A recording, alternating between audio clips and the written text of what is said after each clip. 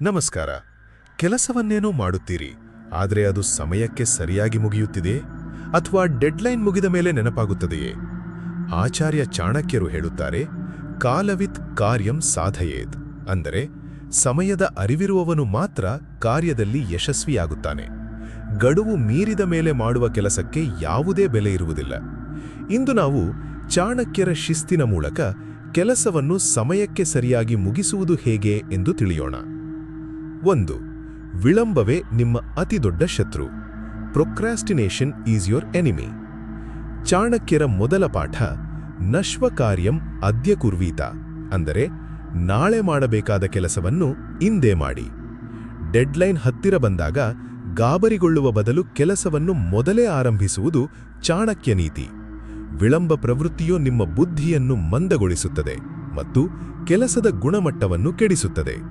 ಚಾಣಕ್ಯರ ಪ್ರಕಾರ ಸೋಮಾರಿತನವು ವಿಷಕ್ಕೆ ಸಮಾನ. 2. ಕೆಲಸದ ಆದ್ಯತೆ. Prioritise the task.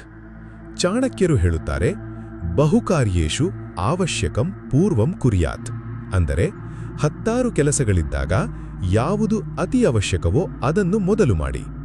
ಡೆಡ್ಲೈನ್ ತಲುಪಲು ಸಾಧ್ಯವಾಗದಿರಲು ಮುಖ್ಯ ಕಾರಣ ನಾವು ಅನಗತ್ಯ ಕೆಲಸಗಳಲ್ಲಿ ಸಮಯ ವ್ಯರ್ಥ ಮಾಡುವುದು. ನಿಮ್ಮ ದಿನದ ಅತಿ ಮುಖ್ಯವಾದ ಕೆಲಸವನ್ನು ಮೊದಲೇ ಮುಗಿಸಿಬಿಡಿ. ಆಗ ಡೆಡ್ಲೈನ್ ಅನ್ನುವುದು ನಿಮಗೆ ಭಯವಲ್ಲ, ಬದಲಿಗೆ ವಿಜಯದ ಸಂಕೇತವಾಗಿ ಕಾಣುತ್ತದೆ. 3. ಯೋಜನೆಯೇ ಯಶಸ್ಸಿನ ಗುಟ್ಟು. Planning is execution. ಚಾಣಕ್ಯನ ಪ್ರಕಾರ ಯೋಜನೆಯಿಲ್ಲದ ಕೆಲಸವು ಗುರಿಯಿಲ್ಲದ ಬಾಣದಂತೆ. ಒಂದು ದೊಡ್ಡ ಕೆಲಸವನ್ನು ಸಣ್ಣ ಸಣ್ಣ ಭಾಗಗಳಾಗಿ ವಿಂಗಡಿಸಿ ಮತ್ತು ಪ್ರತಿಯೊಂದು ಭಾಗಕ್ಕೂ ಒಂದು ಗಡುವನ್ನು ನಿಗದಿಪಡಿಸಿ.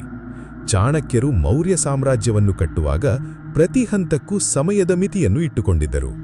ಸಮಯದ ಮಿತಿಯು ನಿಮ್ಮನ್ನು ಎಚ್ಚರದಿಂದಿರುವಂತೆ ಮಾಡುತ್ತದೆ ಮತ್ತು ನಿಮ್ಮ ಗುರಿಯನ್ನು ತಲುಪಲು ಉತ್ತೇಜಿಸುತ್ತದೆ. ಸಮಯವನ್ನು ನೀವು ಆಳಿದರೆ ನೀವು ರಾಜ, ಸಮಯ ನಿಮ್ಮನ್ನು ಆಳಿದರೆ ನೀವು ಗುಲಾಮ. ಡೆಡ್ಲೈನ್ ಗೌರವಿಸಿ. ನೀವು ನಿಮ್ಮ ಕೆಲಸಗಳನ್ನು ಸಮಯಕ್ಕೆ ಸರಿಯಾಗಿ ಮುಗಿಸುತ್ತೀರಾ ಅಥವಾ ಕೊನೆಯ ಕ್ಷಣದಲ್ಲಿ ಓಡುತ್ತೀರಾ? ಕಾಮೆಂಟ್ನಲ್ಲಿ ತಿಳಿಸಿ. ಈ ವಿಡಿಯೋವನ್ನು ಸದಾ ಕೆಲಸ ವಿಳಂಬ ಮಾಡುವ ನಿಮ್ಮ ಗೆಳೆಯರಿಗೆ ಶೇರ್ ಮಾಡಿ. ಸಬ್ಸ್ಕ್ರೈಬ್ ಆಗಲು ಮರೆಯಬೇಡಿ. ಸಮಯ ಪ್ರಜ್ಞೆ ಇರಲಿ. ಇದು ನಿಮ್ಮ ಚಾಣಕ್ಯ.